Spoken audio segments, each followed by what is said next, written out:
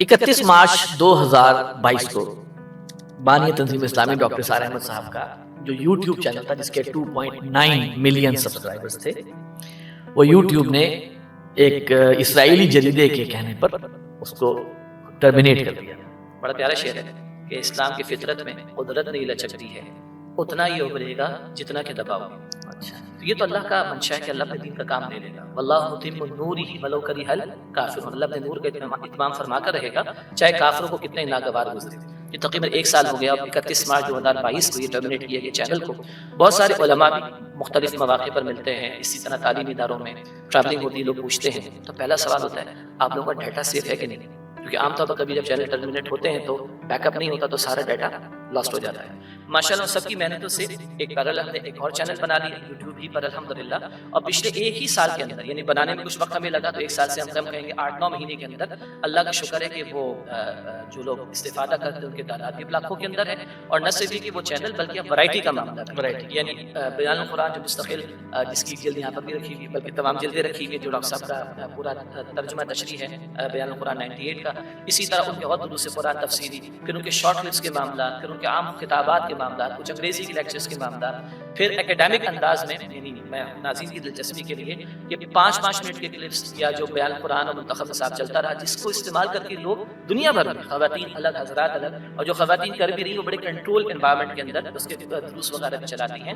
تو اب یہ اللہ تعالیٰ کی ذات بڑی ہے نا جی، اللہ ایک راستہ بند ہوتا ہے اللہ تعالیٰ 10 راستے ہمارے لیے کھول دیتا ہے۔ تو اخلاص نیت ڈاکٹر صاحب میں بھی تھا، ماشاءاللہ ان کی حیات کے بعد اللہ تعالیٰ اور ان سے کام لے رہا ہے، اور اخلاص نیت ہمارے ساتھیوں میں بھی ہے جن کی کوششوں سے اللہ کا شکر ہے کہ وہ ایک پیرالل چینل بھی بنا، اور اس کے ساتھ ساتھ ورائٹی جو ہے وہ پروگرامز کی پیش کی جا رہی ہے، اور صرف اطمینان کے لیے۔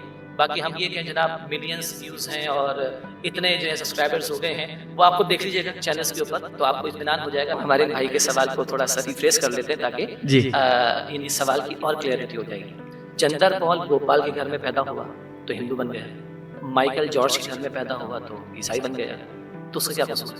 اور ایکس وائی کے گھر میں پیدا ہو گیا، میں نام نہیں لے رہا، تو مسلمان ہو گیا، اس میں کیا کمال ہے؟ تو اصل یہ سوال بہت پرانا ہے، تو اس کے کئی اعتبارات سے جوابات ہو سکتے ہیں۔ میں ایک چھوٹا سا واقعہ بیان کروں۔ میں اور ڈاکٹر ذاکر نائک ہم اسلامک اسکول کے حوالے سے بات کر رہے تھے کہ ہم پاکستان میں اسکول کھولنا چاہ رہے تھے، یہ بات ہے آج سے کوئی 7-8 سال پہلے۔ تو ذاکر بھائی نے نا مجھے ایک پیج دکھایا، اس پہ 10 شرائط تھی۔ ان 10 شرائط میں انہوں نے کہا کہ یہ ہم بچے کو اسکول میں داخلہ دینے سے پہلے اس کے والدین کو نا اس پر ہم سائن کرواتے ہیں، ان کی یعنی کہ ان سے حلف لیتے ہیں اور اس پر سائن کرتے ہیں۔ اس کے اندر پہلا تھا کہ میں اپنے گھر سے کیبل نکالوں گا۔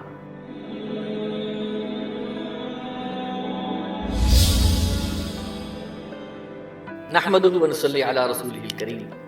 محترم ناظرین السلام علیکم ورحمۃ اللہ وبرکاتہ۔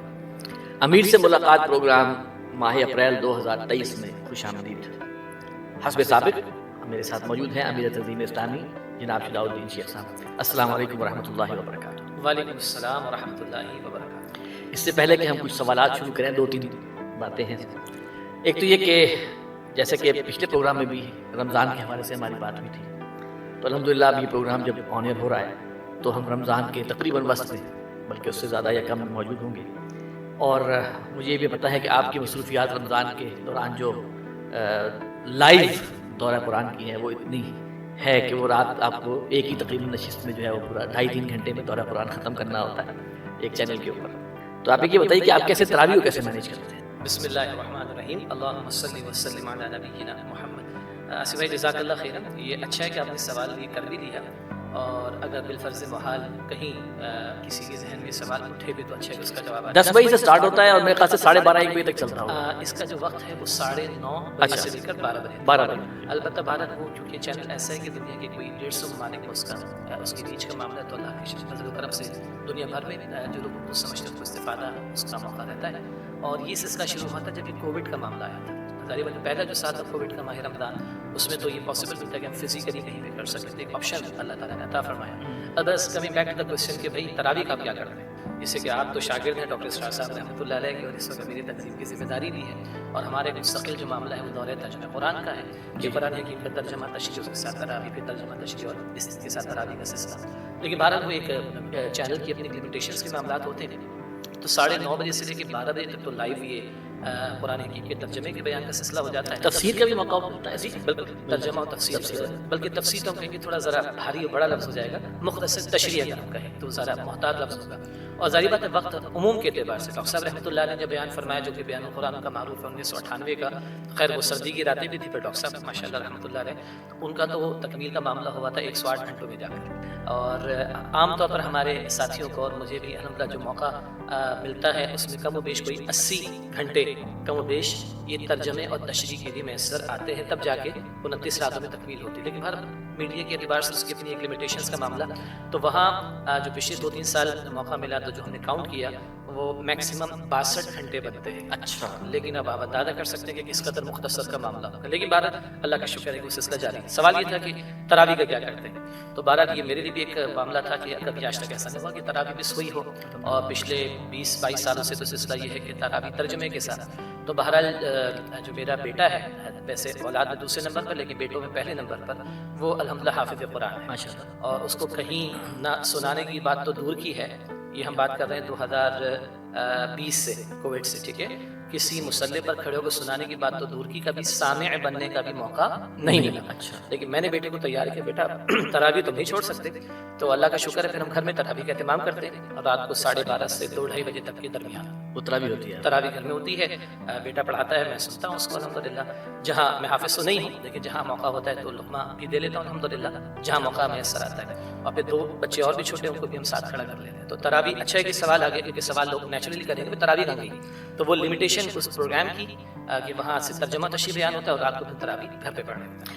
اچھا, اسی سے دیکھیے ایک اور جو چیز سامنے آتی ہے کہ اللہ تعالیٰ کا میں تو کہوں گا یہ خصوصی فضل بانی تنظیم اسلامی ڈاکٹر سعد احمد رحمۃ اللہ علیہ, ان کے شاگردوں, ان کی جماعتوں, تنظیم اسلامی اور ادارہ جو ہے انجمن خدام القرآن, یہ لگتا ہے کہ خاص اللہ تعالیٰ کا فضل ہوا ہے کہ 1 مہینے میں قرآن کا ترجمہ بیان کرنا تفسیر کے ساتھ, مختصر تشریح کے ساتھ. یہ اس سے پہلے نہ کبھی سننے میں آیا. 1983 سے اس کا آغاز ہوتا ہے. تو بعد میں ایسا بھی ہوا کہ ہمیں ہمارے علم میں آیا کہ کچھ اور حضرات کو بھی اللہ تعالیٰ نے توفیق دی اور انہوں نے شروع کیا, لیکن ان کی تکمیل کی اطلاع نہیں پہنچی, کیونکہ اس میں مشقت کا معاملہ بھی بہت زیادہ ہوتا ہے. تو آپ کا کیا خیال ہے, یہ کوئی لگتا ہے کوئی برانڈ نہیں بن گیا ڈاکٹر صاحب کے اسٹوڈنٹس کے لیے؟ جب ہم دورہ ترجمہ قرآن کہتے ہیں نا, تو لوگ فوراً ڈاکٹر سعد صاحب تک پہنچتے ہیں رحمۃ اللہ علیہ. جیسے آپ کو معلوم ہے کہ جب ہمارے مدرسین درس کا آغاز کرتے ہیں تو وہ تلاوت کے بعد ڈاکٹر صاحب کی طرح وہ بھی دعا مانگتے ہیں, اور رب اشرح لی صدری ویسر لی امری. ایک مرتبہ جمعہ کراچی میں پڑھا رہا تھا, تو ایک صاحب جمعے کی نماز کے بعد ملے, کہیں اور سے تشریف لائے تھے کراچی, تو کہتے ہیں کہ آپ ڈاکٹر صاحب کے شاگرد ہیں. میں نے کہا جی میرے استاد ہیں, روحانی والد ہیں. تو میں نے کہا آپ کیسے پہچانے؟ بولا رب اشرح لی صدری سے میں پہچان گیا آپ کو. اسی طرح اگر آپ بات کریں نا تراویح ترجمے کے ساتھ, فوراً ڈاکٹر صاحب رحمۃ اللہ علیہ بانی تنظیم ذہن میں آتے ہیں. تو میں کہوں گا کہ جیسے آپ نے بھی فرمایا کہ اللہ تعالیٰ کا بہت بڑا فضل ہوا.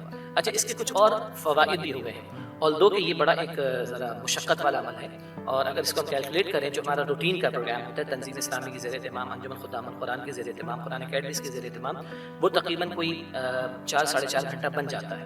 اور اگر پورے مہینے کا ہم خیال کریں 29 راتوں کا, تو باٹم لائن کہیں 140 گھنٹے کہیں 150 گھنٹے لگتے ہیں ٹوٹل پروگرام. نماز عشاء بھی ہے, اور وطر بھی شامل, تراویح بھی شامل, ترجمہ تشریح بھی. فائدہ کیا ہے کہ جناب 3 مرتبہ قرآن پاک کی تکمیل ہوتی ہے. جو مدرس ہر آیت کی تلاوت کرے گا, ہر آیت کا ترجمہ کرے گا, 2 قرآن, پھر حافظ صاحب سنائیں گے 3 قرآن, پھر سینکڑوں آیات کا ترجمہ تو سب کا ہوگا, سینکڑوں آیات کی تشریح بھی ہوگی. پورا سال ہم 1 مرتبہ قرآن کی تلاوت بمشکل کر پاتے ہیں, میں عام لوگوں کی بات کر رہا ہوں. تو یہ خاص اللہ تعالیٰ کا فضل ہے ڈاکٹر صاحب رحمۃ اللہ علیہ ان کے ذریعے تنظیم اسلامی پر, کہ نہ صرف یہ کہ ہمارے اپنے تنظیمی رفقا بلکہ ہزاروں کی تعداد میں حضرات و خواتین اور خواتین پردے کے ساتھ, اور اس میں یہ بھی توجہ دلاتا ہے کہ خواتین اکیلے نہ آئیں, اپنے محرم کے ساتھ آئیں, کیونکہ محرم کی شرط ہو کہ وہ سفر کے اعتبار سے ہے, لیکن حالات کے تناظر میں بچے آتے ہیں چھوٹے چھوٹے ماشاءاللہ, پوری فیملیز آتی ہیں, اور بہت اللہ کی مخلوق کو فائدہ پہنچ رہا ہے. تو آپ لفظ برانڈ استعمال کر لیں, یہ لفظ برانڈ سے لوگوں کو سمجھنا آسان ہوتا ہے کہ خاص منسلک ہو گیا ڈاکٹر اسرار صاحب رحمۃ اللہ علیہ اور ان کی اجتماعیت کے ساتھ. البتہ میں کہہ رہا تھا کہ باہر 4-4.5 گھنٹے کا طویل معاملہ ہوتا ہے, تو خود ہمارے ہاں بھی اس کا ایک شارٹر ورژن بھی ہوتا ہے جس کو ہم کہتے ہیں خلاصہ مضامین قرآن. اگر 4-4.5 گھنٹہ اتنا طویل ممکن کسی کے لیے نہیں ہے, تو مختصر میں آج جہاں تراویح کا اہتمام ہوتا ہے, اور 1 یا 2 سیشنز کے اندر منتخب آیات کی تشریح اور کچھ مضامین کا بیان ہو جاتا ہے. تو یہ عام طور پر جو ہے وہ 2-2.5 گھنٹے کا معاملہ بن جاتا ہے تراویح سمیت. تو یہ بھی ایک شکل بنتی ہے. اور ہم نے یہ بھی دیکھا کہ بہت ساری مساجد میں عمومی اعتبار سے علماء نے یا خطباء نے یہ کیا کہ چلو تراویح مکمل ہو جائے تو کہیں 10 منٹ کہیں 15 منٹ کہیں آدھا گھنٹہ انہوں نے خلاصہ مضامین قرآن کے عنوان سے چند منتخب آیات کا بیان شروع کیا. تو ایک فضا تو قائم ہو گئی الحمدللہ. لیکن یہ طور امتیاز تنظیم اسلامی کو میسر آئے اور اللہ کا فضل ہوا کہ یہ راتیں قرآن حکیم کے ساتھ ترجمہ قرآن کے ساتھ اثر ہوتی ہیں الحمدللہ. ایک اور جو چیز بہت اہم تھی کہ اس رمضان المبارک میں 26 تاریخ جو ہے 26 رمضان جو کہ آنے والی ہے، 1 سال ہو جائے گا پاکستان میں ایک فیصلہ ہوا تھا سود کے حوالے سے. میں چاہوں گا کہ تھوڑا سا آپ اس پہ روشنی ڈالیں کہ وہ فیصلہ کیا تھا اور 1 سال میں کچھ اس میں کوئی پیش رفت ہوئی یا پسپائی ہوئی. دیکھیے انسداد سود کا جو معاملہ ہے یعنی سود کے خاتمے کی کوششوں کا معاملہ، یہ کوششیں تو اس پاکستان میں بہت پرانی ہیں. باقاعدہ کہا جا سکتا ہے کہ 1967 کے آس پاس سے باقاعدہ کچھ کمیشنز کچھ کمیٹیز بنتی رہیں. اور آپ اور ہم جانتے ہیں کہ 1973 کے آئین میں بھی آرٹیکل 38F میں بات طے شدہ ہے کہ حکومت جلد از جلد سود کے خاتمے کی کوشش کرے. پھر جنرل ضیاء صاحب کے دور میں اسلام وفاقی شرعی عدالت قائم ہوئی، مگر اس وقت کا مسئلہ یہ تھا بقول بانی تنظیم ڈاکٹر اسرار صاحب رحمۃ اللہ علیہ کے اس کے ہاتھ پیر کاٹ دیے گئے تھے 1981 باندھ دیے گئے تھے اور باندھ دیے گئے تھے کہ جناب آپ آئین کے معاملات کو ٹچ نہیں کریں گے، آپ معیشت کے معاملات کو ٹچ نہیں کریں گے، آپ فیملی لاس کو ٹچ نہیں کریں گے. یہ 10 سال کی قدرن ختم ہوئی 1991 میں 91 میں. تو اس وقت جسٹس تھے تنزیل الرحمان صاحب اللہ تعالیٰ کی مغفرت فرمائے کہ 10 سال کی قدرن ختم ہوئی اور انہوں نے پہلا ڈیسیجن 150 صفحہ سے زیادہ کا دیا کہ بینک انٹرسٹ ربا ہی ہے جس کو دین منع کرتا ہے اور حرام قرار دیتا ہے. اور اللہ تعالیٰ فرماتا ہے کہ اگر یہ سود کے معاملات کو ختم نہیں کرتے تو اللہ اس کے رسول سے جنگ کے لیے تیار ہوگا.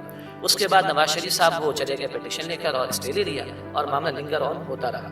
اس کے بعد 1999 میں سپریم کورٹ کی شریعت اپیلنٹ بینچ میں یہ مسئلہ زیر گفتگو آیا اور اس بینچ میں مفتی تقی عثمانی صاحب بھی موجود تھے، اللہ تعالیٰ کو زندگی دے. اور 1250 صفحات کا ایک بہت تفصیلی فیصلہ آیا سپریم کورٹ پاکستان کی شریعت اپیلنٹ بینچ کا. اور اس بینچ نے کہا کہ جو 91 کا وفاقی شرعی عدالت کا فیصلہ تھا وہ بالکل ٹھیک ہے اور مزید کچھ گوشوں کو اس میں نمایاں کیا گیا. اس وقت علماء بھی تھے، ججز اور علماء کہنا چاہیے ان کے اوپینینس بھی دیے گئے، اکانومسٹ بھی تھے، بینکرز بھی تھے، پاکستان سے بھی تھے، پاکستان سے باہر بھی تھے. بہت بڑا کام ہوا تھا. جنرل مشرف صاحب نے بینچ بدل دیا، نیا بینچ آیا، انہوں نے پھر ریفر بیک کر دیا وفاقی شرعی عدالت کو اور معاملہ کھٹائی میں پڑ گیا. تنظیم اسلامی کی طرف سے بھی، جماعت اسلامی کی طرف سے بھی کوششیں ہوئی کہ معاملہ پھر اس کو اوپن کیا جائے. وفاقی شرعی عدالت میں 2002 میں سلسلہ شروع ہوا لیکن پھر وہ کبھی بینچ نہیں بنا، کبھی پروسیڈنگز نہیں ہو رہی اور معاملہ نرم گرم چلتا رہا تاکہ 2013 کے بعد تھوڑا سا پھر سنوائی شروع ہوئی اور اس میں کوئی بات آگے بڑھی وفاقی شرعی عدالت میں. تنظیم اسلامی اور جماعت اسلامی 2 دینی جماعتیں کہ وہ اس کیس کو وہاں پرسو کر رہی تھی، کچھ افراد انفرادی حیثیت پہ بھی.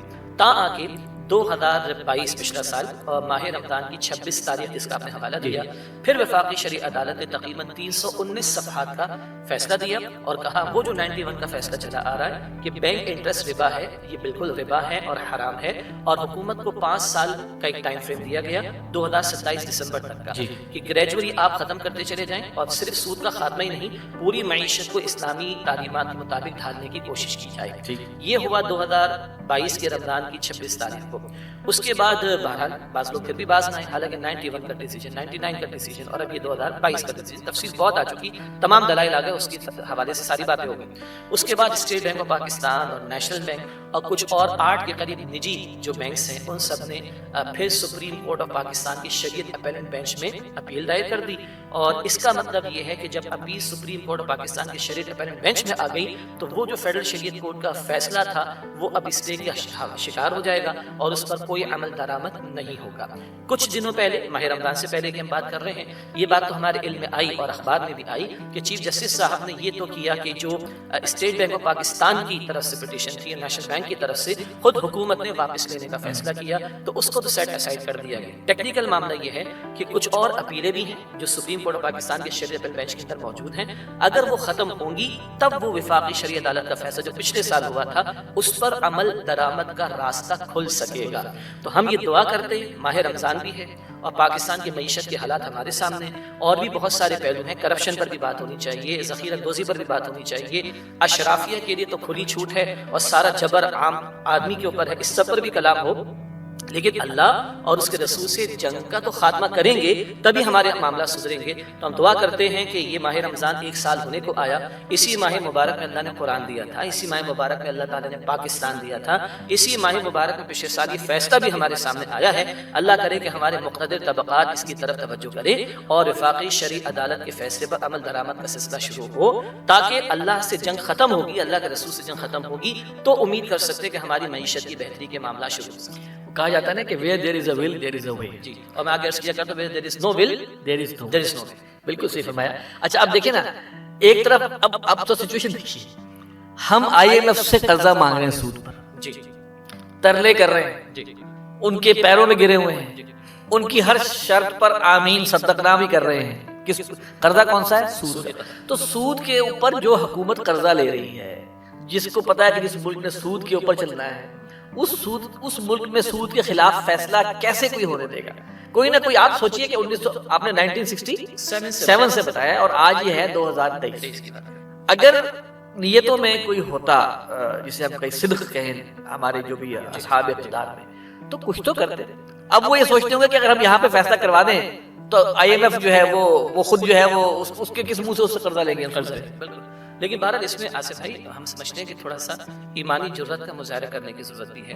IMF ہوگا, ورلڈ بینک ہوگا, سب کچھ ہوں گے, لیکن ہمارا ایمان ہے کہ اس پوری کائنات کا حقیقی بادشاہ اللہ سبحانہ و تعالیٰ ہے. آپ نے صدق نیت کی بات کی نا, اور صحیح ول کی. اللہ کہتے تمہاری ول تو ہو, تم چل کر میری طرف آؤ گے, میں دوڑ کر تمہاری طرف آؤں گا.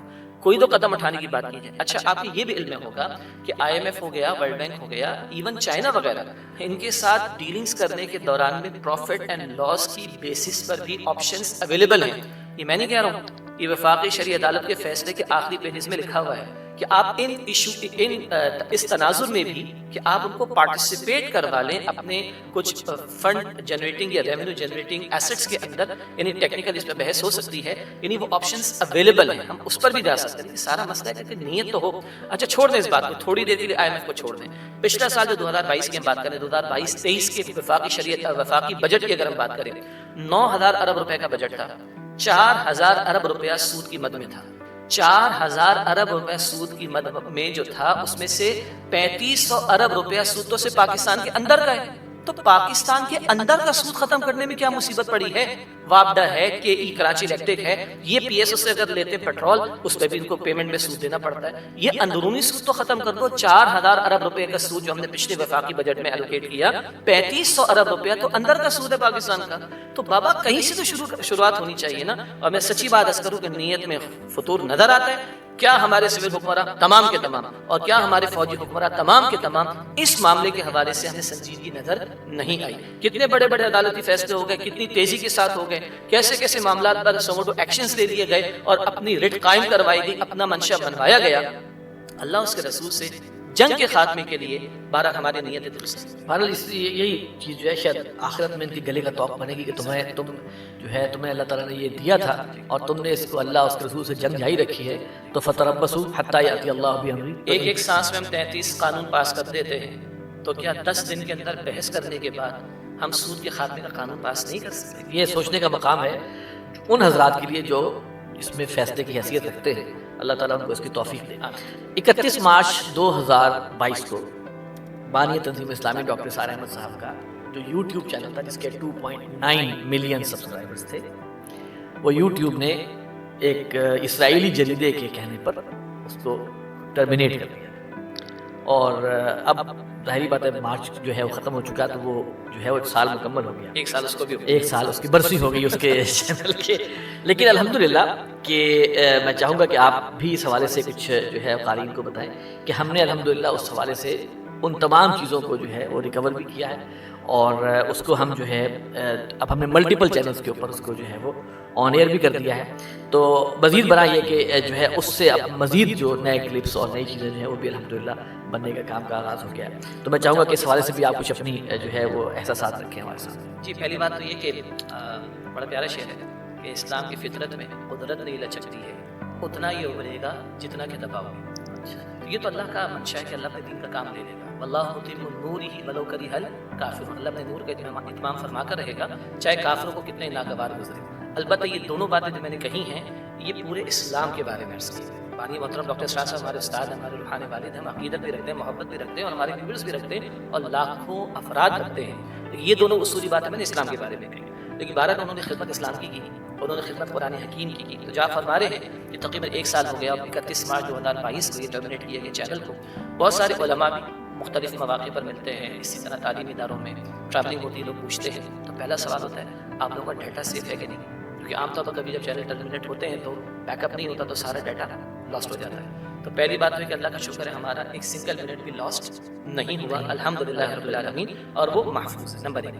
نمبر 2، ہاں پیچھے سازشیں ہوئی ہیں اور آپ نے اشارہ بھی کر دیا، اور بہرحال کھری بات اور حق بات، بہرحال اس پہ رکاوٹیں لوگ ڈالنے کی کوشش کرتے ہیں. لوگوں نے نبیوں کو نہیں چھوڑا، ان کی باتیں روکنے کی کوشش کی، تو باقی کسی کی کیا حیثیت رہ جاتی ہے. اگلی بات یہ کہ ہمارے ناظرین کے اطمینان کے لیے کہ الحمدللہ اب میں عرض کر دیتا ہوں، آصف صاحب کو بیان نہیں فرمائیں گے.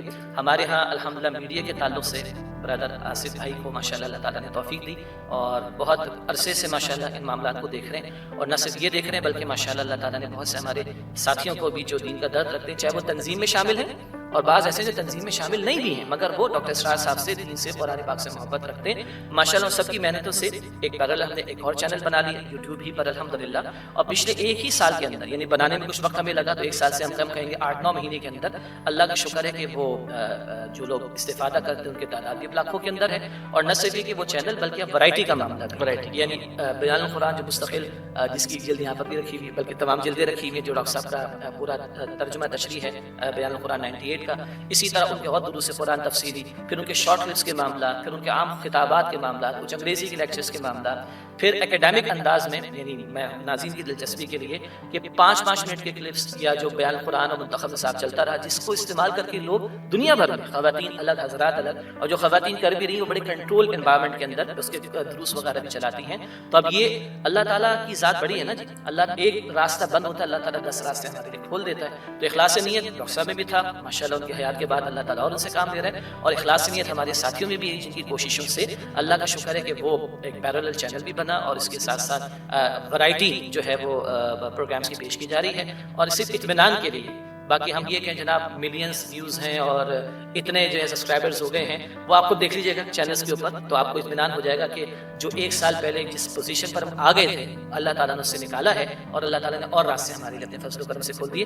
ٹیکنیکلی اگر آپ اس میں کچھ ایڈ کرنا چاہتے ہیں آپ جی، اس میں ایک چیز ایڈ کرنا چاہتا کہ ڈاکٹر صاحب کا جو چینل بند ہوا اور اس کے بعد جو بھی کام الحمدللہ ہوا، اور میں سمجھتا ہوں کہ اللہ تعالیٰ کی تائید و نصرت کے ساتھ، لیکن اس میں ایک اللہ تعالیٰ نے ہمیں توفیق اس بات کی تھی کہ ہم نے ڈاکٹر صاحب کے کنٹینٹ کے اوپر مونیٹائزیشن کو آن نہیں کبھی کیا. ہمارے بعض ساتھیوں کے لیے وضاحت فرما دیں مونیٹائزیشن کا معاملہ یہ ہے کہ اشتہار چلے گا، آپ کا ویڈیو کنٹینٹ ہے اس میں اشتہار چلے گا، اور اس اشتہار کے پیسے یوٹیوب بھی لے گا اور آپ کو بھی دے گا.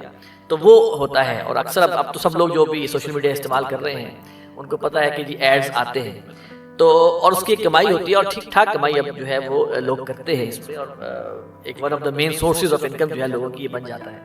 اللہ کا شکر ہے، اللہ تعالیٰ کی توفیق اور تائید ہے کہ اس حوالے سے الحمدللہ ہم یہ بڑے خوشی سے کہہ سکتے ہیں کہ ہم نے ڈاکٹر صاحب کے چینل کو مونیٹائز نہ کیا، اور جس کے ذریعے ہم کہہ کہ ہم کوئی پیسے کمانے شروع کرتے ہیں. دوسرا یہ کہ ہم اور حضرات کو بھی جو ہے وہ کنٹینٹ رکھنے سے نہیں روکتے، لیکن اگر وہ مونیٹائز کرتے ہیں یا کوئی خدا نخواستہ کنٹینٹ میں چینج کرتے ہیں تو ہمارے پاس اب اتنا اختیار موجود ہے الحمدللہ کہ ہم ان کے چینل کے حوالے سے کچھ کارروائی کر سکتے ہیں. تو الحمدللہ کہ اس میں یہ اللہ تعالیٰ کا فضل ہے. اور سب سے بڑی بات یہ کہ نا جو درس قرآن ہو رہا ہے، تلاوت قرآن ہو رہی ہے، کچھ بھی ہو رہا ہے، اچانک کٹتا ہے اور ایک ایڈ چلتا ہے. اس ایڈ کا بنیادی انگریڈینٹ موسیقی ہوتا ہے، اس کے بعد خاتون بھی ہوگی، یعنی کہ وہ چیزیں جو کہ اللہ اور اللہ کے رسول کی تعلیمات کے خلاف ہیں، دین کے خلاف ہیں، وہ آ کے اس کے اندر ڈبو دی جاتی ہیں. وہ 2 قطرے جو ہے نا وہ ڈل جاتے ہیں اس میٹھے پانی میں، اور وہ پالوٹ ہو جاتا ہے. اس کی ایک میں ہم کہیں روحانی طور پہ پالوٹ ہو جاتا ہے. تو ہم اس لحاظ سے بھی سمجھتے ہیں کہ ایک تو وہ ایڈ کے ذریعے کمائی انتہائی مشکوک ہے، اگرچہ بس اللہ تعالیٰ سب کو ہدایت ہے کہ کچھ لوگوں نے اس کو بڑا ہنی مریا حلال سمجھا ہوا ہے. نمبر 1 ایڈ کے ذریعے. نمبر 2 درس قرآن ہو، درس حدیث ہو، اس کے درمیان میں اس طرح کاٹ کے جو ایڈ آنا ہے اور اچانک آ جانا، یہ اپنی جگہ جو ہے یہ بری چیز ہے جس کو ہم نہیں الحمدللہ کر رہے ہیں. آپ کی بات کو تھوڑا سا اور میں بڑھاتے ہوئے، نہ صرف یہ کہ ڈاکٹر صاحب رحمۃ اللہ علیہ کے ان ویڈیوز پر کوئی مونیٹائزیشن ہم نہیں کرتے، بلکہ ڈاکٹر صاحب کے اور شاگردوں کا بھی اگر کوئی ویڈیوز ہم اپلوڈ کر رہے ہوتے تو اس کی بھی کوئی مونیٹائزیشن نہیں. یہ تو ہوا مونیٹائزیشن کا معاملہ جو اس وقت کا معاملہ. ڈاکٹر صاحب رحمۃ اللہ علیہ تو میڈیا پہ پروگرامس اپنی حیات میں کرتے رہے، نجی چینلز پر بھی ادروائز بھی، تو انہوں نے بھی طے کر رکھا تھا اور آج تک الحمدللہ تنظیم اسلامی میں یہی طے شدہ پالیسی ہے کہ اگر ہم کسی میڈیا کے چینل پر پروگرام کرتے ہیں تو اپنی شرائط پر جاتے ہیں، یہ بھی اہم بات ہے۔ حتی الامکان کوشش ہوگی کسی خاتون اینکر یا خاتون گیسٹ کے ساتھ ہم نہ بیٹھیں، اس کی کوشش ہوتی ہے کہ اس سے اجتناب ہو۔ نمبر 2، وہاں ہم سے ایک پیسہ نہیں لیتے، پانی ڈاکٹر صاحب نے کبھی نہیں لیا، نہ ان کے شاگرد الحمدللہ لیتے ہیں، اور اسی اعتبار سے کوئی ہمارا مدرس الحمدللہ اس سے استفادہ نہیں کرتا، اور ہماری کوشش ہوتی ہے کہ جو اللہ تعالیٰ نے اپنے طور پر ہمیں ہماری آمدن کے ذرائع عطا فرمائے اسی پر اکتفا کریں، اور یہ کام للہ اور فی اللہ صرف اللہ کی رضا کی خاطر ہو۔ اور جس میں آپ نے بڑا اہم اشارہ کیا، ایک تو وہ آمدن کے مشکوک ہونے کا پہلو، اور اتنا خوبصورت اور پیارا اور اتنا ایک فوکسڈ، روحانیت بھرا، ہدایت بھرا میسج چل رہا ہو، اور اس کے درمیان میں یہ ڈسٹریکشنز آ رہی ہوں تو اس کا کیا اثر باقی رہے گا؟ تو یہ عمومی اعتبار سے نہ کسی میڈیا سے نہ، اور اسی طرح بہت سارے تعلیمی اداروں میں جاتے ہیں جو ہمیں لیکچرز کے لیے بلاتے ہیں، ڈاکٹر صاحب جایا کرتے تھے، الحمدللہ مستقل ہماری پالیسی کا مجھ سے کوئی کمائی نہیں کرتے، اور اسی کو ہم نے اس والے معاملے میں بھی جاری رکھا ہے، ڈاکٹر صاحب کے دور سے جاری رکھا، اس کو برقرار رکھا۔ اللہ اسی کی ہمیں توفیق عطا فرمائے، اور اس ذیل میں جتنے بھی فتنے ہیں اللہ ہم سب سے کافی، اور جو بھی کوششیں ہیں اس کو قبول فرمائے۔ اچھا جی، محمد یامین صاحب ہیں، بھارت سے ان کا تعلق ہے، انہوں نے کہا ہے کہ کیا بھارت میں ہندوتوا کے تحت، یعنی کہ بھارت کی یہ صورتحال اب ہے کہ وہ ایک شدت پسند ایک جماعت جو ہے اس پہ غالب آئی ہوئی ہے، اس کا ہندوتوا کا ان کا فلسفی ہے جو ہے وہ ڈومینیٹ کر رہی ہے، تو انہوں نے کہا ہے کیا اس کی اجازت نہیں ہونی چاہیے کہ لوگ کسی اور ملک، انہوں نے خاص طور پر ذکر کیا کینیڈا، ہجرت کر جائیں، قرآن و حدیث کی روشنی میں رہنمائی فرمائیں؟ اب ہے تو یہ تھوڑا سا فقہی نوعیت کا، لیکن بہرحال رہنمائی فرمائیں۔ پہلی بات تو ہے کہ اللہ تعالیٰ بھارت میں بھی جو ہمارے مسلمان بھائی بہنیں ہیں، اللہ تعالیٰ ان کے لیے خیر کا اور عافیت اور آسانی کا معاملہ فرمائے۔ لاکھوں کی تعداد، کروڑوں کی تعداد میں، بلکہ پاکستان سے زیادہ تعداد کے اعتبار سے مسلمان وہاں پر بستے ہیں، اور اس وقت ان پر مسائل کے پہاڑ توڑے جا رہے ہیں، اور وہ بھارت کے جو سیکولر ہونے کا دعوے دار ہیں، وہاں پر اب اس مذہبی رنگ کے نتیجے میں نہ صرف ایک مسلمان بلکہ دیگر جو اقلیتیں ہیں، چاہے وہ مسیحیت کے ماننے والے ہوں، وہ سکھ برادری ہو، ان کے لیے بھی زندگی اجیرن کی جا رہی ہے۔ اچھا بھائی نے سوال یہ ہے کہ اس تناظر میں کیا اس بات کی اجازت نہیں ہونی چاہیے کہ کوئی مائگریٹ کر جائیں یا ہجرت کر جائیں؟ تو اجازت ایک شے ہے، اور دیکھنا یہ چاہیے کہ کیا ہمارے کسی بھائی یا بہن کے لیے اس بات کا امکان ہے کہ وہ کسی ایسی مملکت میں چلا جائے کہ جہاں اس کو اپنے عقیدے کو بچانا اور حتی الامکان دین اسلام پر عمل کرنا ممکن ہو۔ اب یہ اپنی جگہ ایک بڑی بات، بہت بڑی بات ہے۔ ہم یہ بھی کہہ رہے ہیں ہم پاکستان میں جی رہے ہیں جس کو ہم نے اسلام کے نام پر حاصل کیا، مگر مکمل اسلام تو یہاں پر بھی اس وقت نافذ نہیں ہے، ہم بھی اسٹرگل کے اندر ہے، کوشش اور محنت کے اندر ہے۔ البتہ وہ اب تو جان کے بھی لالے پڑ رہے ہیں، تو یس اگر کسی کے لیے آپشن بنتا ہے تو وہ کوشش کرے اور نیت کیا رکھے کہ میں اپنے عقیدے، اپنے ایمان کی حفاظت کر سکوں اور دین کے تقاضوں پر عمل کرنے کی حد تک امکان کوشش کر سکوں۔ البتہ انہوں نے اسپیسیفکلی کینیڈا کی بات کر دی، ہماری کم از کم یہ ریکمنڈیشن یہ ہوگی کسی مسلم معاشرے میں جانے کی کوشش کریں، کسی مسلم ملک میں جانے کی کوشش کریں اگر آپ کے حالات آپ کو اجازت دیتے ہیں، تو پھر تو قرآن و حدیث سے وہ بات سامنے آتی ہے جو مشہور حدیث ہے انما الاعمال بالنیات، کہ اعمال کی قبولیت کا دار و مدار نیتوں پر ہے، اور آگے حدیث میں الفاظ ہیں کہ جس کی ہجرت اللہ اور اس کے رسول کی طرف ہوگی اس کی ہجرت اللہ اور اس کے رسول ہی کی طرف مانی جائے گی۔ مراد اللہ نے جو توفیق ہدایت ہمیں عطا فرمائی، اس ایمان اور اس ہدایت کی حفاظت اور اس ایمان کے تقاضوں پر عمل، اس ارادے کے ساتھ اگر ہم کہیں جاتے ہیں تو ایسی جگہ جہاں ہم اپنے ایمان کی حفاظت کر سکیں اور دین پر عمل کرنے کی کوشش کر سکیں، تو یہ ہجرت راہ خدا میں ہی انشاءاللہ تعالیٰ سمجھی جائے گی، اس کا اجر بھی عطا ہوگا انشاءاللہ تعالیٰ۔ عبد الرحمان صاحب ہیں، وہ کہتے ہیں کہ آج کل ایسا ہے کہ جو شخص جہاں پیدا ہو گیا یا اس نے اسی ماحول کو اپنا مذہب بنا لیا، لہذا جو مسلمان کے گھر پیدا ہوا وہ مسلمان بن گیا، کوئی محنت کی ضرورت نہیں پڑی۔ اسی طرح دوسری طرف وہی حال غیر مسلم کا بھی ہے کہ اس نے اپنے مذہب کو اپنا لیا، کوئی تحقیق نہیں کی۔ اب دونوں میں کیا فرق ہے؟ یعنی کہ ان کا کہنے کا مقصد ہے کہ دونوں کو ایک مذہب انہیریٹنس میں مل گیا، ان میں کیا فرق ہے؟ کیا دونوں برابر ہیں؟ اگر نہیں تو کیوں؟ جو غیر مسلم کے گھر میں پیدا ہوا اپنی مرضی سے پیدا تو نہیں ہوا، اسی طرح جو مسلمان کے گھر میں پیدا ہوا نہ وہ اپنی مرضی سے پیدا ہوا، تو وضاحت فرمائیں۔ یہ سوال آج کا نہیں ہے، یہ سوال تو صدیوں پرانا ہے۔ اچھا، اور ہمارے فقہا نے بھی اس پر کلام کیا، اور اس میں پھر دو بنیادی ہمارے پاس کچھ دن پہلے ہی پہنچا، بلکہ اس کو میں یوں عرض کرتا ہوں، ہمارے بھائی کے سوال کو تھوڑا سا ریفریش کر لیتے ہیں تاکہ ان سوال کی اور کلیئرٹی ہو جائے گی۔ چندر پال گوپال کے گھر میں پیدا ہوا تو ہندو بن گیا، مائیکل جارج کے گھر میں پیدا ہوا تو عیسائی بن گیا، تو اس سے کیا قصور ہے؟ اور ایکس وائی کے گھر میں پیدا ہو گیا، میں نام نہیں لے رہا، تو مسلمان ہو گیا، اس میں کیا کمال ہے؟ تو اصل یہ سوال بہت پرانا ہے۔ تو اس کے کئی اعتبارات سے جوابات ہو سکتے ہیں. ایک اصولی جواب کیا ہے؟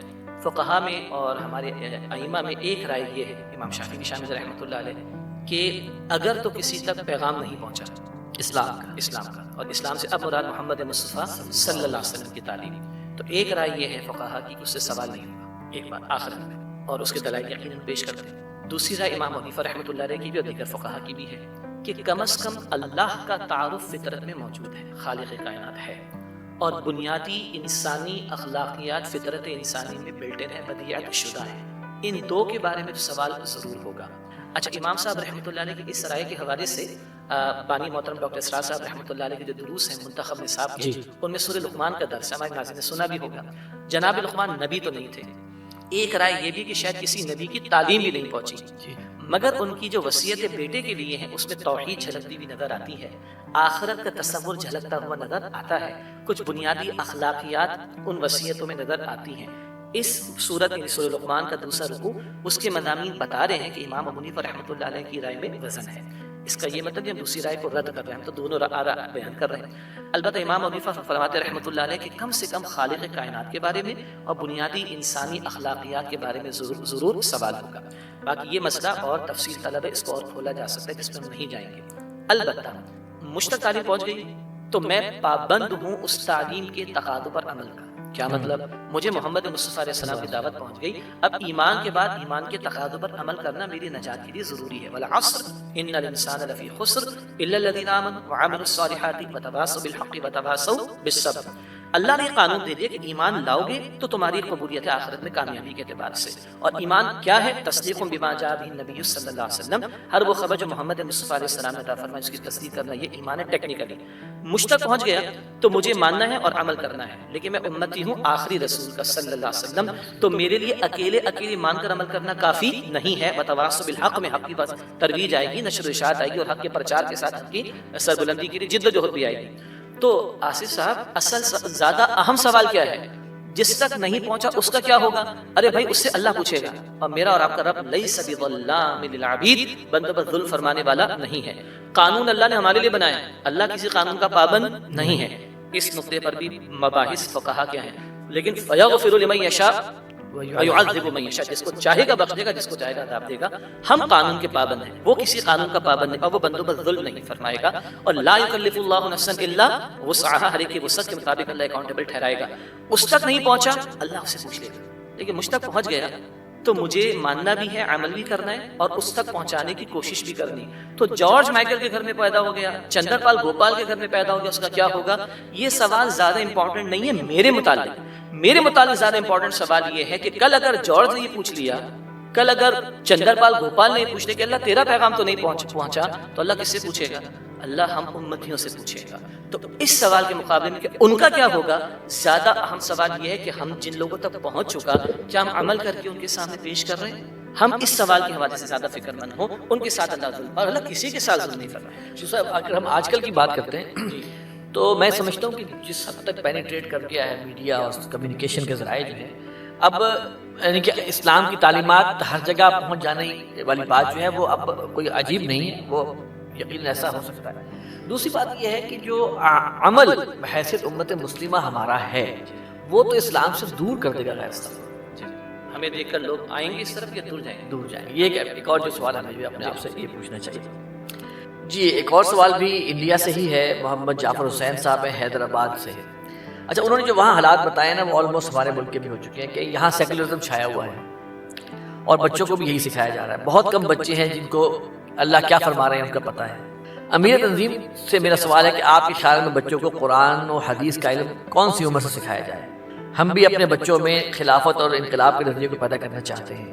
میری گزارش ہے کہ اس بیان کی ویڈیو اپلوڈ کریں. یہ سوال بڑی فکر مندی والا ہے.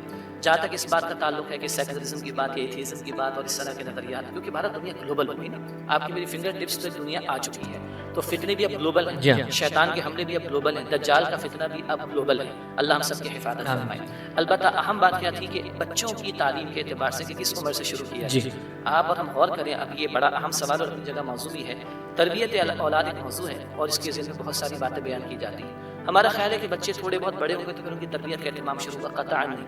بڑا عجیب ایک نکتہ ہے جو احادیث کی روشنی میں علماء نے بیان فرمایا، جی کل کو پیدا ہونے والا ایک بچہ، کل آج اس کے باپ پر اس کا یہ حق ہے کہ وہ نکاح کرنے کے لیے ایک نیک خاتون کا انتخاب کرے۔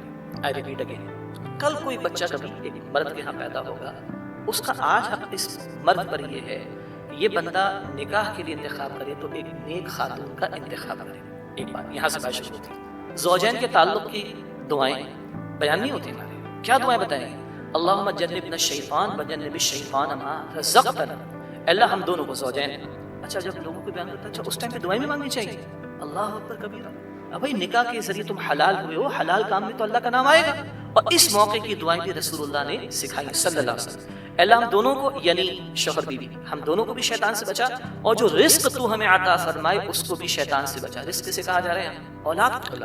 اب کس تعلق کے موقع میں کب کبھی جا کے حمل ٹھہرے گئے خاتون کو، یہ تو پتہ نہیں، لیکن ہر تعلق کے موقع پر یہ دعا رسول اللہ صلی اللہ علیہ وسلم نے سکھائی۔ اچھا اللہ نے بچہ بچی جو بھی عطا فرما دیا، کان اذان ہے، یہ کیا ہے؟ توحید کی دعوت ہے، رسالت کی دعوت ہے، حی علی الفلاح آخرت کی دعوت ہے، عمل میں حی علی الصلاح نماز کی بات آ رہی ہے، اللہ کی بڑائی کی بات آ رہی ہے۔ یہ پورے دین کا ایک خلاصہ ہے تعلیمات کا، جو اذان پیدا ہوتے ہی اس کے کان میں ڈالا جائے۔ ٹھیک، بچہ تمہارا پہلا اس کی زبان پر کیا لفظ آئے، یہ کیا کلمہ آئے؟ لا الہ الا اللہ۔ اور اس سے پہلے اگر وہ اماں اور ابا کہتا ہے تو اللہ کیوں نہیں کہہ سکتا؟ ایک صاحب انڈیا میں، بلکہ انڈیا ہی میں وہ لیکچر دے رہے تھے، ٹاپک تھا تربیت اولاد، سامنے حضرات تھے، پردے میں خواتین تھی، کا موضوع ہے تربیت اولاد، مگر انشاءاللہ اولاد کے بارے میں کوئی بات نہیں ہوگی، ماں باپ کے بارے میں بات ہوگی۔ اولاد، ہماری اولاد جرمن نہیں بولتی، پرشین نہیں بولتی، فرینچ نہیں بولتی، وہ اردو بولتی، بعض گھروں میں انگریزی بولتی، کیونکہ وہ ماں باپ کو اردو اور انگریزی بولتے ہوئے دیکھ رہے ہیں۔ صحیح۔ اگر میں اس اسٹائل میں ہر وقت لگا رہوں گا نا اس کے اوپر، تو میرا 2 سال کا بچہ بھی یہی اسٹائل مار رہا ہوں۔ اگر میں خدا نہ خاصہ گانے گنگنا رہا ہوں گا تو یہی ٹرانسمٹ ہو رہا ہوگا 95%۔ اور اگر میری زبان پر قرآن بھی ہوگا، میری زبان پر اچھے کلمات بھی ہوں گے، میں گھر میں بھی نماز مرد کی بات کروں، فرض مسجد میں ادا کرے، جب گھر پر ہو تو نوافل گھر میں ادا کرے، سنتیں گھر پہ اولاد جو اس کو فالو کر رہی ہوگی، تو ہم خود باعمل بن کر اپنی اولاد کی تربیت کریں گے۔ اب اگلی بات ہے کہ بڑا دلچسپ سوال ہے، کس عمر سے قرآن و حدیث کی تعلیم شروع کی جائے؟ تو میں نے تو شروع کیا جناب وہ نکاح کے بیفور دی کریشن، ایگزیکٹلی۔ تو اس اعتبار سے البتہ حضور نے فرمایا صلی اللہ علیہ وسلم کہ پہلا کلمہ تمہارے بچے کی زبان پر ہے وہ لا الہ الا اللہ۔ ہاں حضور نے، سیدنا علی نے یہ بھی فرمایا کہ 7 سال تک اپنے بچوں کے ساتھ کھیلو۔ کھیلنے کا مطلب کیا ہے؟ اپنے بچوں کو ٹائم دو۔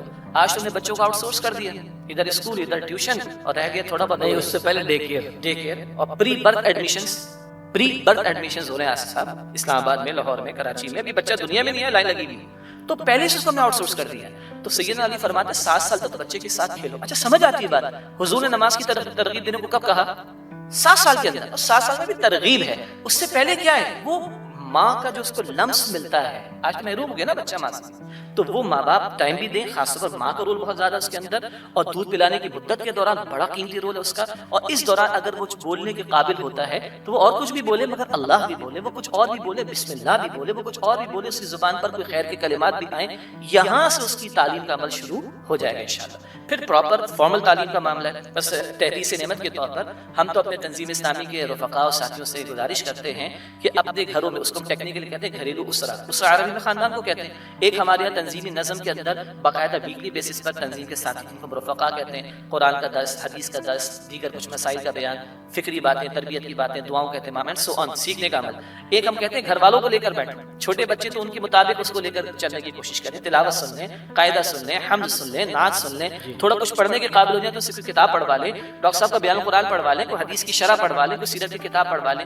یہ وہ چیز ہے کہ جو باہر کے پریشرز ہیں ان کو تھوڑا سا ڈیفینڈ کرنے میں سپورٹ گھر سے ملے گی انشاءاللہ۔ اس میں جو میں چیزیں ایڈ کروں، جو کہ میں آپ جب گفتگو کر رہے تھے کہ دیکھیے یہ تو ہے کرنے والے کام جو کہ ہم پازیٹیو کام کریں، گھر میں ایک سانپ گھسا ہوا جس کو آپ کیبل کہتے ہیں، جی، اور اب وائرلیس ہو گیا، اب وہ وائرس بھی ہو گیا اور پتہ نہیں کیا کچھ ہو گیا، وہ اگر گھر میں چل رہا ہو 24 گھنٹے، اور ہم نوٹ بھی کرتے ہیں کہ جب ٹی وی آن ہوتا ہے تو بچہ ماں کی طرف دیکھنا چھوڑ کے ٹی وی کی طرف دیکھنا شروع کر دیتا ہے، ہم یہ سب کچھ بھی کر رہے ہوں، اگر گھر میں ہم نے اگر حفاظتی انتظامات یہ نہیں کیے ہوئے، گھر میں اگر گانے، فلمیں، موسیقی اور اسکینڈلز کے اوپر پروگرام اور کارٹون کے نام پر کیا کچھ چل رہا ہو، تو ابھی ہمیں یونیورسٹیوں کی سیکولرزم کو چھوڑ کر یہ جو گھر میں سیکولرزم آ رہا ہے اس پر کبھی ہم توجہ کریں، اور ہم جو ہے وہ یعنی کہ اس پہ ہمیں سمجھتے ہیں یہ تو لگتا ہے معمول کا ایک یہ گھر کا ایک لازمی جزو ہے۔ میں ایک چھوٹا سا واقعہ بیان کروں، میں اور ڈاکٹر ذاکر نائک ہم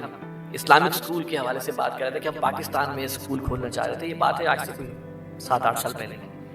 تو ذاکر بھائی نے نا مجھے ایک پیج دکھایا، اس پہ 10 شرائط تھی۔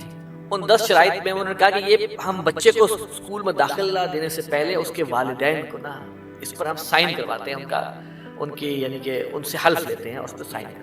اس کے اندر پہلا تھا کہ میں اپنے گھر سے کیبل نکالوں گا۔ میں نے کہا ذاکر بھائی پاکستانی مرد کی یہ ضرورت نہیں ہے کہ گھر سے کیبل نکال سکے۔ پاکستان میں اگر آپ کو اسکول قائم کرنا ہے نا تو آپ کا یہ ایک نمبر نقطہ تو گیا ہے، آپ کو اس شرط کو نکالنا پڑے گا، اس شرط کو نکالیں گے، کیبل نکالیں گے، اور اگر آپ کیبل نکالیں گے تو گھر والے آپ کو باہر نکالیں گے۔ یہ اللہ ماشاءاللہ یہ حالات ہو چکے ہیں۔ نمبر 2 چیز جو ہے وہ موبائل اور اس کے اوپر جو گھر میں ہر وقت چل رہا ہے۔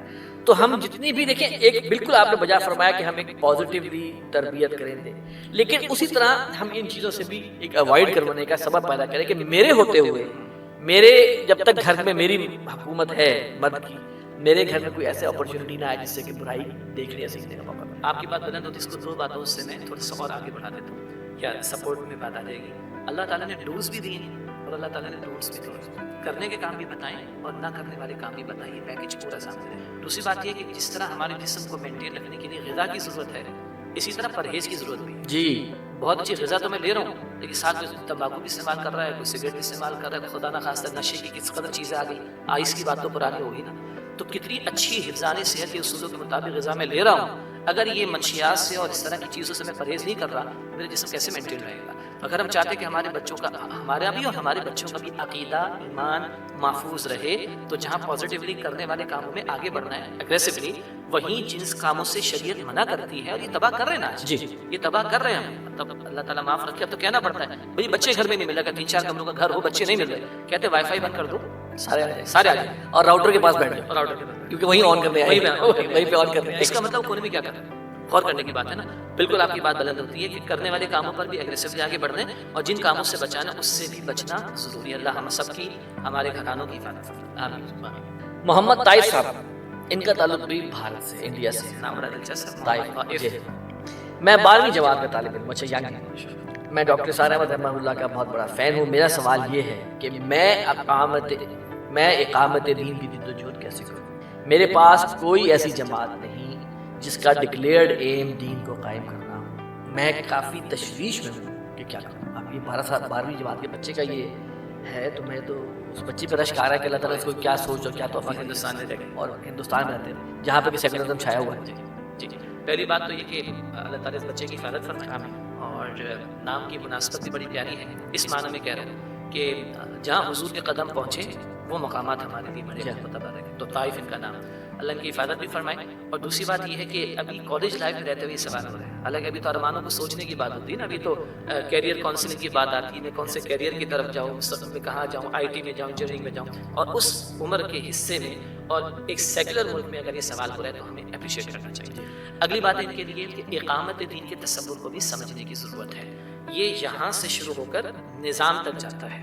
ایک بات اپنی ذات پر کبھی آپ نے کہا کہ مرد کا دائرہ کار جہاں پر ہے وہاں پر تو شریعت کو نافذ کرنے کی کوشش کرے، باہر میرا اختیار نہیں، گھر میں تو اختیار ہے، تو اقامت دین گھر میں بھی مطلوب ہے، اقامت بھی اپنی ذات پر بھی مطلوب ہے، اور پھر درجہ بدرجہ بات آگے بڑھے گی۔ تو پہلی بات ہے کہ جتنا دین انہیں سمجھ آیا ہے اللہ تعالیٰ انہیں توفیق دے کہ اس پر وہ جازم رہیں اور عمل درآمد کریں۔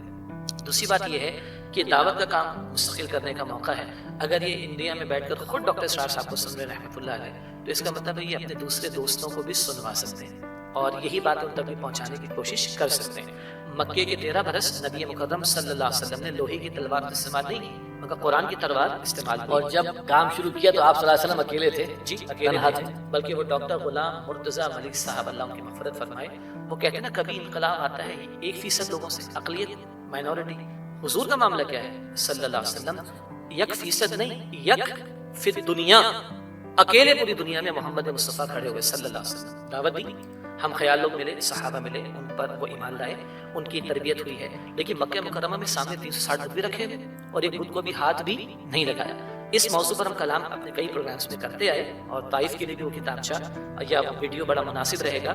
رسول انقلاب کا طریق انقلاب صلی اللہ علیہ وسلم، یہ 2.5 گھنٹے کا ڈاکٹر صاحب صاحب رحمۃ اللہ علیہ کا ویڈیو ہے. ویڈیو دیکھنے تو وہ ذرا امپیکٹ اس کا زیادہ اچھا ہوگا، کتابچے کی شکل میں بھی موجود ہے، اس کو پڑھیے گا. 13 برس قرآن کی تلوار چلی ہے. سورہ فرقان آیت نمبر 52 کے مطابق وجاہدہم بہ جہادا کبیرا، اے نبی علیہ السلام سے بڑا جہاد کیجیے قرآن کے ذریعے سے. اور 360 بت رکھے ہوئے، ایک کو ہاتھ نہیں لگائے، لیکن فتح مکہ ہوتی ہے تو سب سے پہلے بتوں کو توڑا جا رہا ہے. تو اس وقت تک صبر تھا، محنت تھی، اسٹرگل تھی، جد و جہد تھی. تو یہ دعوت کا کام کر سکتے ہیں اپنے دوستوں کے اندر، اپنے کزنس کے اندر، اپنے خاندان کے لوگوں کے اندر، اور ان کو ہم خیال بنانے کی کوشش کر سکتے ہیں.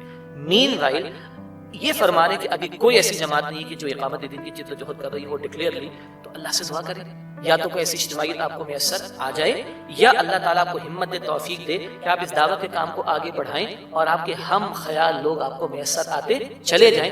یہ کام ابھی کرنا ہے اور یہ کام کرنا ان کے لیے پاسبل ہے. 1-to-1 دعوت دیں، پرسنل لیول کے اوپر دعوت دیں. جیسے حالات ان کے ملک کے اندر ہیں، ہو سکتا ہے کہ ان کے علاقوں کے اندر مسائل بھی ہوں، تو یہ پرسنل لیول پر دعوت دیں. دار القم میں حضور بھی تو دعوت دیتے تھے، 1-to-1 person to person basis پہ دعوت دیا کرتے تھے. تو میں نے 2 باتیں، یہ 3 باتیں ریکمینڈ کی. نمبر 1، جتنا دین سمجھ میں آیا اپنی ذات سے شروع کریں عمل. نمبر 2، آپ کو قرآن حکیم کے دروس سے فائدہ ہوا ڈاکٹر صاحب رحمۃ اللہ علیہ کہ آپ دوسروں کو بھی سنائیے اور اپنے ہم خیال لوگوں کو بڑھانے کی کوشش کریں. اگر کل نمبر 3 کوئی اجتماعیت آپ کو نظر آتی ہے، آپ اللہ کا نام لے کے اس کو جوائن کریں. جب تک نظر نہیں آتی، آپ اس دعوت کے کام کو جاری رکھ کر اپنے ہم خیال لوگوں کو بڑھانے کی کوشش کریں. کیا عجب کہ اللہ تعالیٰ آپ کو ہی ایسے کسی کام کے لیے مزید آگے بڑھنے کی توفیق عطا فرما دے. اور ایک میں نے ریکمینڈ کیا رسول انقلاب کا طریق انقلاب صلی اللہ علیہ وسلم، ویڈیو ضرور دیکھ لیں. اچھا جی، ہمارے ایک دوست ہیں نوید انصاری صاحب، ان کا سوال یہ ہے کہ رمضان المبارک کا جو ہے وہ اختتام جو ہے وہ قریب ہے. تو ایک تو یہ بتائیں کہ اس میں ایک رمضان کے بعد کی ہماری زندگی اب کیسے ہونی چاہیے، کہ رمضان گزرا ہے اور روزہ رکھنے کی توفیق ملی ہے، اور یہ کہ آخری عشرے میں بہرحال جو ہمیں اب یوم پاکستان بھی ہمارے آخری عشرے میں آتا ہے، تو اس حوالے سے بھی بتائیں کہ اب 27 رمضان المبارک جو ہے وہ پاکستان کی جسے کہیں کہ ولادت کا جو ہے وہ دن ہے، اس حوالے سے بھی کچھ آپ کی طرف سے رہنمائی ہو جائے. آخری عشرے میں بہت کچھ ہے. ویسے سچی بات تو یہ پہلی بات، اللہ کے نبی علیہ السلام فرمایا کہ آخری عشرہ رمضان کو وہ جہنم سے آزادی کا ہے. ایک تو یہ بشارت والا پہلو، اور ایک انذار والا پہلو کیا ہے، وہ جو جبرائیل علیہ السلام تشریف لائے اور حضور علیہ السلام نے ممبر کی ایک سیڑھی پر قدم رکھ کر آمین آمین آمین فرمایا. اس میں ایک بات کیا تھی، تباہ و برباد ہو جائے وہ شخص جس کے سامنے رمضان کا مہینہ آئے اور چلا جائے اور وہ اپنی بخشش نہ کرا سکے. یہ جبرائیل جو تمام فرشتوں کے سردار ہیں وہ کہہ رہے ہیں، اور آمین کہہ رہے کون، امام الانبیاء صلی اللہ علیہ وسلم. تو فرشتوں کے امام کی یہ بد دعا ہے، بڑے سخت الفاظ، اور رسولوں کے امام کی آمین ہے، تصدیق ہے، بہر ہے. ٹھیک ہے، تو یہ خوف رہے کہ رمضان مس نہ ہو جائے. کتنے لوگ چلے گئے رمضان سے پہلے، لیکن اللہ نے مجھے اور آپ کو اگر موقع دے دیا اب اس موقع سے فائدہ اٹھانا. ایک بات. اگلی بات یہ ہے کہ رمضان کا آخری عشرہ اس اعتبار سے بھی خاص ہے، اللہ کے رسول علیہ السلام پوری رات قیام فرماتے تھے رمضان کے آخری عشرے میں. بخاری شریف کی حدیث حضرت عائشہ فرماتی ہیں رضی اللہ تعالیٰ عنہ. اور دوسرا، اللہ کے رسول اپنے گھر والوں کو بھی بیدار کرتے تھے، گھر والوں کو بھی بیدار کرتے تھے. پورا آخری عشرے کی بات. چوتھی بات، اس آخری عشرے کی تاخیر آتے ہیں 5، 21، 23، 25، 27، 29. ان 5 میں تلاش کرنا ہم نے قدر کی رات کو، جو 1000 مہینوں سے افضل ہے. 5 راتیں تو ہیں. بعض لوگوں نے فقط اپنے آپ کو محدود کر دیا 27 شب تک. بعض روایات سے اس کا غالب امکان محسوس ہوتا ہے، اس کی نفی نہیں کرتے، مگر دیگر روایات سے 23 شب کا بھی پتہ چلتا ہے، کبھی کس کا بھی پتہ چلتا ہے. اور بخاری شریف کی حدیث کہتی ہے کہ 5 طاق راتوں میں ہم اس کو تلاش کرنا چاہیے. اگلی بات ہم دعوت دیں گے، جو اس پروگرام کے آغاز میں بھی بات ہوئی کہ ڈاکٹر صاحب رحمۃ اللہ علیہ نے تو بڑا آسان معاملہ فرما دیا، رات قرآن کے ساتھ بسر کرنے کا بھی. ترجمہ تشریح بھی ہوگا، تراویح بھی ہوگی، تو آرام سے اچھا خاصا وقت رات ہمارا قرآن پاک کے ساتھ گزر جاتا ہے. بہت سے لوگوں نے تراویح معمول کی ادا کی ہوگی، جو کہ عام طور پر لوگ 9:30 10 بجے تک فارغ ہو جاتے ہیں، لیکن ان کو سمجھ نہیں آیا کہ قرآن میں کیا پڑھا گیا. تو بعض مرتبہ 10 دنوں میں، کوئی 15 دن میں، کوئی 20 دنوں میں فارغ ہو جاتا ہے. تراویح کا عمل پورے رمضان جاری رہے گا. میری ریکمنڈیشن یہ ہوگی کہ آپ آخری عشرے میں جہاں تنظیم اسلامی کے تحت یا قرآن اکیڈمیز کے تحت، انجمن خدام القرآن کے تحت وہ دورہ ترجمہ قرآن کا سلسلہ خدا را اس میں شرکت کیجیے، اور آپ خود محسوس کیجیے کہ اس پروگرام کی کیا برکت ہے. اور اس میں جب ہم شریک ہوں گے تو رات کا اکثر حصہ قرآن پاک کے ساتھ گزر بھی جائے گا، اور انہی راتوں میں قدر کی رات انشاءاللہ تعالیٰ ہمیں میسر آ جائے گی. اگلی بات جو آپ نے فرمایا پاکستان کے تعلق سے، دیکھیے قرآن حکیم رمضان میں نازل ہوا اور قدر کی رات میں، جس میں غالب امکان 27 شب کا ہے، اور اسی رات میں جس میں اللہ نے قرآن عطا فرمایا، اسی رات میں اللہ تعالیٰ نے پاکستان عطا فرمایا. جیسے کہا نا کہ اپنی امت پر قیاس اقوام مغرب سے نہ کر، خاص ترکیب میں قوم رسول ہاشمی. یہ امت مسلمہ بقیہ انسانوں سے مختلف ہے، اور اس امت مسلمہ میں یہ اسلامی جمہوریہ پاکستان مختلف ہے. دنیا سیکولرزم کی باتیں کر رہی تھی، ہم نے کہا نہیں، لا الہ الا اللہ محمد رسول اللہ صلی اللہ علیہ وسلم۔ دنیا کہتی ہے ہماری عقل بالا تر ہے، افراد جو ہے وہ government of the people, by the people, for the people, ہم کہتے نہیں، حاکمیت اللہ تعالیٰ کی دی، ہماری تو خلافت ہے، اور کتاب و سنت کی بالا دستی ہوگی، ہماری عقل کی بالا دستی نہیں ہوگی۔ مگر آج 75 برس سے زیادہ کا معاملہ ہو چکا اور ہم کہاں کھڑے ہیں؟ ہم سب کو پتا ہے کتنا ریورس گیئر ہم نے لگایا۔ یہ موقع ہے۔ اچھا، عام طور پر ہماری چھٹی تو 14 اگست کو ہوتی ہے، میں چھٹی پر بحث نہیں کر رہا، ویسے دین میں چھٹی کا تصور نہیں ہے، مرتے دم تک ہے، وَاعْبُدْ رَبَّكَ حَتَّىٰ یَأْتِیَکَ الْیقین، مرتے دم تک اللہ کی عبادت کرنی ہے۔ لیکن منارے 14 اگست بحث نہیں کرتے، 27 شب میں کوئی کلام ہو جائے اس تعلق سے، یا 27 روزے کو کلام ہو جائے تو سیریسنس آئے گی۔ رمضان ہے، رات میں ہے تو قدر کی رات تلاش کر رہے ہیں، دن میں ہے تو روزے کی حالت میں ہوں گے۔ اب اگر پاکستان کا تذکرہ ہوگا اور دعا بھی کریں، بالکل صحیح بات ہے، اور توبہ بھی کریں، اللہ کے حضور استغفار بھی کریں۔ 26ویں رمضان کو پچھلے سال ہم نے کہا تھا وفاقی شرعی عدالت کا فیصلہ، تو آج طے کر لیں بھائی کہ اللہ ہم تیرے سے جنگ خاتمہ کرنا چاہتے ہیں، کوئی قدم تو بڑھا لیں، انفرادی سطح پر بھی ہم نے اصلاح کرنی، اجتماعی سطح پر بھی۔ تو یہ میں سمجھتا ہوں کہ اگر 27ویں شب میں پاکستان کے تعلق سے کلام ہو، 27 روزے کے دن پاکستان کے تعلق سے کلام ہو، تو شاید ہمیں اپنا کوئی بھولا ہوا سبق یاد بھی آئے گا۔ ایک گزارش یہ ہے کہ 27ویں شب پر آ کر بعض لوگوں کا خیال ہے کہ رمضان ختم ہو جاتا ہے، کیونکہ وہ تکمیل قرآن کا موقع ہوتا ہے، حالانکہ ایسا نہیں ہے۔ 28 شب بھی ہے، 29ویں، اور اللہ چاہے گا تو 30ویں عطا فرما دے گا، تو آخر وقت تک لگے رہنا۔ اور آخری بات کیا ہے، واٹ نیکسٹ، رمضان کے بعد کیا ہے؟ تو دنیا میں ہم بچے کی فیس پے کرتے ہیں، اس کا ہر مہینے رزلٹ مانگتے ہیں، ہم دنیا میں انویسٹمنٹ کرتے ہیں تو ویکلی اس کو چیک کر رہے ہوتے ہیں، اور جیسے شیئرز میں لگا رکھا ہو، تفصیل اپنی جگہ پر کہاں حلال کہاں حرام، وہ دن میں 36 مرتبہ دیکھ رہا ہوتا ہے۔ تو ایک مہینہ لگانے کے بعد ہم بھی تو چیک کریں کہ کہاں کھڑے ہیں۔ اب کہاں کھڑے ہو اس سے مراد ہم نے روزہ رکھا، حلال چھوڑ دیا، اللہ کہتا ہے لعلکم تتقون، تقوی پیدا کرو بھائی، گناہ اور حرام کو چھوڑو۔ رمضان کے روزے کیوں رکھے؟ لعلکم تشکرون، قرآن کا شکرانہ ادا کرنے کے لیے۔ تو قرآن سے تعلق کتنا مضبوط ہوا، راتیں بھی اللہ تعالیٰ نے قرآن کے ساتھ گزارنے کے، مگر سمجھ نہیں آ رہی تو کیا قرآن کو سمجھنے کی کوشش کی؟ اچھا، سبحان اللہ، ابو الحسن علی ندوی رحمۃ اللہ علیہ نے بڑی پیاری بات بیان فرمائی۔ رمضان ایک مہمان ہے، مہمان آتا ہے چلا جاتا ہے، لیکن مہمان کا تحفہ ہمارے پاس رہ جاتا ہے، اور رمضان چلا جائے گا، رمضان کا تحفہ قرآن ہمارے پاس رہ جائے گا۔ تو اس قرآن کے ساتھ آئندہ ہمارا تعلق کیسا ہوگا، تلاوت کا، ترجمے کا، سمجھنے کا، عمل کرنے کا، اس کے احکام کے نفاذ کا، یہ بھی ہے جو ہمیں سوچنے کی کوشش کرنی۔ اور ایک اور آخری بات، ایک روزہ ہے چند گھنٹوں کا رمضان میں رکھ رہے جس میں حلال کو چھوڑ رہے، ایک روزہ پوری زندگی کا ہے، وہ رمضان کے بعد بھی مرتے دم تک جاری رہے گا۔ آج روز وہ کیا ہے، گناہوں کو چھوڑنا، حرام کو چھوڑنا اور فرائض پر آنا۔ آج روزہ افطار کرتے ہیں کھجور سے، شربت سے، ٹھیک ہے، یہ پوری زندگی کا روزہ موت پر ختم ہوگا۔ افطار اللہ کرے کہ روزہ اللہ کے رسول صلی اللہ علیہ وسلم کے مبارک ہاتھوں سے ہمیں جامع کوثر سے ملا، اور اس رمضان کے اختتام پر عید مناتے ہیں، اللہ تعالیٰ خوشیاں عطا فرمائے۔ مومن کی سب سے بڑی عید کب ہے؟ ادھر تکبیر رب ہو، اللہ کا حکم نافذ ہو، اور ادھر اللہ راضی ہو کر فرما دے فادخلی فی عبادی وادخلی جنتی، کہ داخل ہو جا میرے بندوں میں، داخل ہو جا میری جنت۔ جزاک اللہ خیر، بہت شکریہ۔ آج رمضان کے حوالے سے بھی ہو گیا سوال، اور تھوڑا ہم نے ادھر ادھر بھی بات کی، اور سوالات بھی تھے۔ محترم ناظرین، وقت ختم ہو گیا، ابھی سوالات تو میرے پاس موجود ہیں، لیکن بہرحال ان کو اگلی دفعہ کے لیے لیں گے۔ آپ سے درخواست ہے کہ آپ جب سوال بھیجا کریں ہمیں، جو کہ ہمارا ای میل ایڈریس ہے markaz@tanzeem.org، اس پر سوال جب آپ بھیجیں تو اپنا نام اور جگہ ضرور تحریر فرمائیں۔ کچھ سوالات ہمارے پاس ایسے آئے ہیں جس میں نام نہیں لکھا ہوا، تو ان سوالات کو ہم انٹرٹین نہیں کر رہے ہیں۔ امیر محترم کا شکریہ ادا کروں گا کہ آپ نے ہمیں ٹائم دیا۔ محترم ناظرین، اگلے پروگرام تک کے لیے ہمیں اجازت دیں، انشاءاللہ تعالیٰ ملاقات ہوگی اگلے پروگرام میں۔ السلام علیکم ورحمۃ اللہ وبرکاتہ۔